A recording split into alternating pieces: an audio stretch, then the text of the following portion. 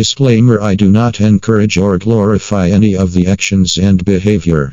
This video is intended as educational video on the use of substances, and do not attempt to recreate any of the actions done in this video. Part 1. I thought I had experienced bad trips. I thought I had seen Mother Ayahuasca, that she had been hard on me, tough, loving, honest. What I went through yesterday, I have never experienced before. The first times I drank ayahuasca about 3 years ago were at local ceremonies, well-organized ones. Quite quickly, my friend and I realized that we could brew it ourselves. It takes some time, but it's economical. There are also advantages to being in your safe home with only a close friend. Over these years, I have probably drunk it on 15-20 occasions, many times completely alone. A few weeks ago, I bought red vine instead of the yellow. I drank ayahuasca 2 weeks ago with a friend, and I had to drink almost 3 glasses to start feeling anything. Yesterday, I brewed a little extra mimosa hostilis and topped up my batch. I am very glad I wasn't completely alone yesterday. It was the worst thing I have ever experienced in my life. I would like to hear your reflections. It was just me and my girlfriend at her place. She didn't drink anything, and I am very grateful for that. I drank the first glass, and everything felt as usual. Started yawning, wanting to lie down. We lay and talked. About my love for her, my children, my deceased mother. It was deep, intense, loving. Here I should also have realized how potent it was. But after about 1.52 hours, I felt it starting to wear off a bit. So I took another glass, and this turned out to be a daring decision. I lay down on the couch again. My girlfriend lay beside me the whole time. It was incredibly important because without her, I don't think I would have made it.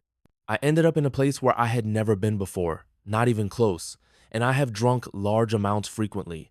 I felt that I can navigate in ayahuasca, feel at home, so much love and care.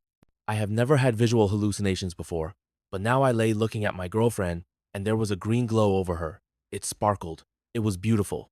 After a minute, she became more and more unreal. The contrast in her face became clear, almost sharp. She looked more cartoonish and animated. I couldn't focus, and when I looked at her, her eyes moved around her face, flickering. And after another minute, she started to age. She became wrinkled. And in a second, her face turned into the most frightening thing I have ever seen. Wrinkled, evil eyes, old, as if she were a 100-year-old woman from a horror movie. Her gaze became evil. She wanted to scare me. It was as if her face and eyes were saying, "Ha, now I've got you." And now I panic. I realize that I have no control. I become utterly terrified. And so does my girlfriend because she sees me. I am totally frightened. I start covering my eyes and try not to look at her, but at some point, I can't help it, and she is still this evil old woman with a scary look. Please, believe me when I say this was the most terrible thing I have ever experienced in my life. All of this makes my bad trip accelerate without mercy. I start thinking thoughts like, what must I not do right now? Which makes me completely obsessed with things I must not do now.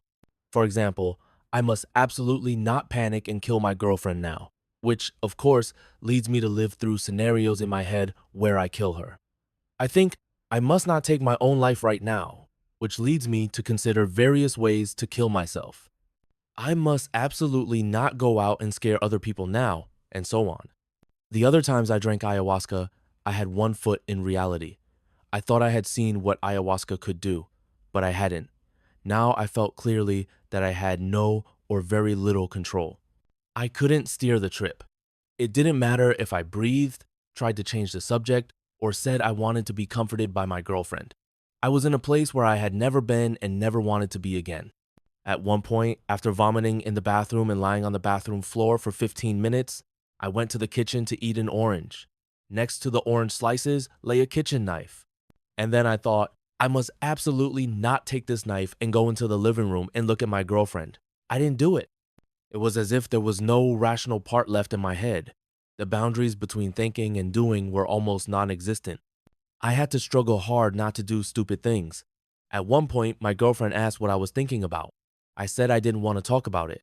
She asked again what I was thinking about, whereupon I had to say, "Please, stop asking," because I felt that if I verbalized my death thoughts, I would execute them.